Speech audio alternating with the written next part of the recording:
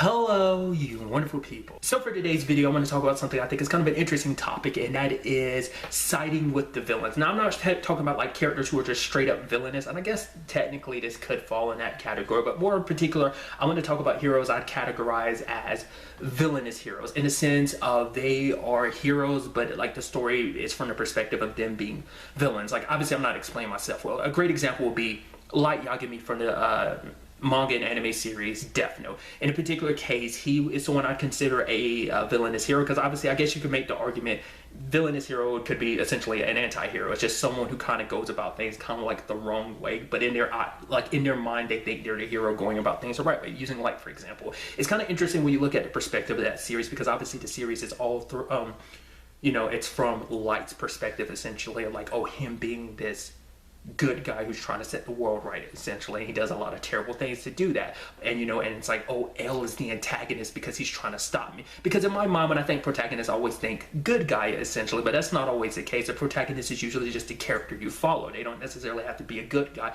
but maybe that's just my misconception all these years. I just always thought like, oh, the protagonist has to be the good guy, and then like you have L being the antagonist. Like, that's a conversation. I think I've talked about this before, but I had that like discussion with my cousin one time, because she's like, no, L is the protagonist and Light's the antagonist. But it's like, no, from the perspective of the story, Light is the protagonist. If you look at that series from different perspectives, it kind of changes almost the narrative of the story. Because like I said, like typically you look at it from Light's perspective, you're following the good guy fighting against the bad guy. But if you look at it from L's perspective, he's the good guy fighting the bad guy being Light, so it's just an interesting thing.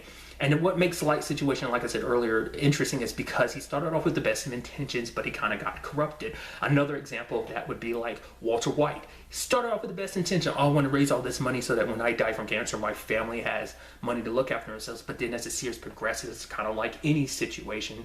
Absolute power corrupts absolutely. The fact of the matter is he got corrupted by it. He started loving the position and the power and the reputation he gained from it, and it corrupted him. And it's that interesting situation where I find myself kind of rooting for the bad guy in certain cases, like in both the case of Death Note with with Light Yagami, and in Breaking Bad's case of Walter White. Like, I was one of those people being like, yes, I want Walter White to get away with everything, which I know is kind of messed up when you think about it in retrospect. But I've heard other people kind of talk, being like, oh yeah, I kind of wanted that too. But other people like, no, Walt's crossed too many lines. Like, if it was early in the series, sure, I wanted him to get away with it. But as the series progressed, he did more and more terrible things. So it's like, nah, he's got to be taken care of. Like, and we all know he did some very heinous stuff. And the same thing for Light. Light used and manipulated a lot of people, even people that were close to him, people that cared about him. So it's kind of like, you almost kind of want to give him the middle finger too. But it's just so interesting for me, because I'm like, no, I want you to get away with it. And in both cases, I won't spoil it just in case you've never seen all of either series. Another example, and a more recent example, I feel like that's really kind of been flooding my head with that, Raymond Reddington from The Blacklist.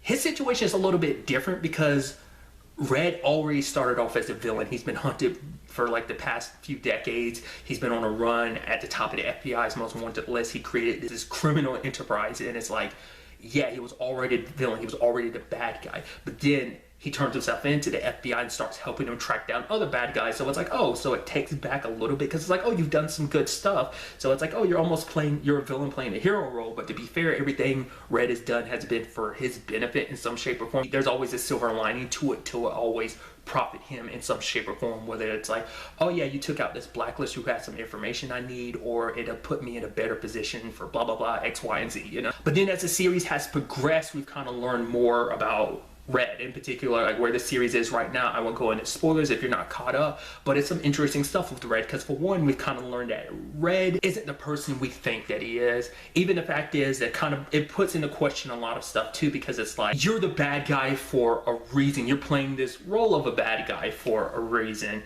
and it kind of makes you go, okay, so you can understand where he's coming from. Like, he has the best of intentions. At least this one thing seems to be his main reason for doing everything he's ever done. Obviously, there's still the question of like, why he went about things the way that he did, but still. But even with that all being said, that does not take away from the fact is that Red has done a lot of terrible stuff, like over the course of the series, stuff that we haven't seen, stuff we're only hearing about now, as well as the terrible stuff that we've seen, because even over the course of the series, we've seen him do a lot of terrible things, kill a lot of people. So it's kind of like, okay, so, you know, it's like the double-edged sword in a particular case of his character. I mean, to be fair, in all of these characters, but it's such an interesting thing because where Red is right now, like I said, I'm not trying to get into spoilers, but the situation you're like, I hope Red finds a way out of this situation, because you're rooting for him, because the entire time you followed his perspective in the story. Like, obviously there's a lot of stuff that's being kept from you, the audience, as well as characters within the show, but it's still kind of a thing of like, you're rooting for him because you kind of sympathize with him just because this is the character you've come to know and love. I don't know, maybe there's people who watch the show that's like, man, Red's a terrible person, I want him taken care of. But for me, it's like,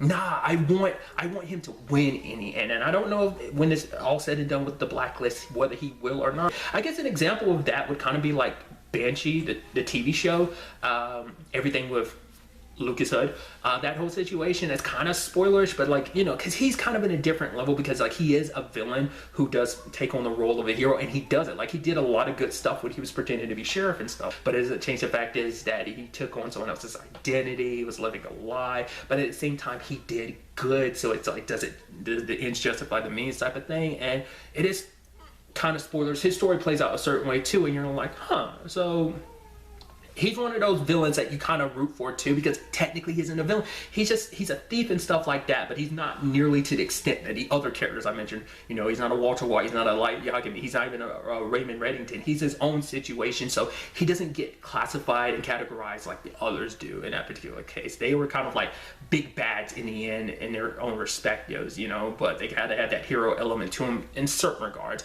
But him, I feel like he kept up the hero element kind of all the way throughout his story. Obviously, he didn't go with that about things the most heroic way, but still. Like I said, it's just an interesting conversation to have, because I think following like a villain like that, because I don't think I've ever come across a series, and I'm sure maybe someone in the comments down below could list one, but I don't think I've ever followed a show where you're following a straight up villain. Like I said, the closest one I feel like just straight from the beginning would be like the Blacklist, because he was a bad guy from the beginning, still continues to be a bad guy to a certain extent, but like I said, this series has kind of made you sympathize with him a little bit more as the series progresses. But I don't think you've ever outright followed a villain of like, oh, this is straight up a bad guy from beginning to end, no redemption, because there's always got to be like an arc for a character. So I'm curious, you know, it's just a fascinating thing to root for the bad guy in certain regards. Like I said, these are just kind of like my thoughts. I'd love to get to know yours in the comments down below. Do you agree with what I was saying? Do you disagree? But really, that's all I wanted to talk about in this video. Till the next time with me, be happy, be safe, live life to the fullest, and enjoy it.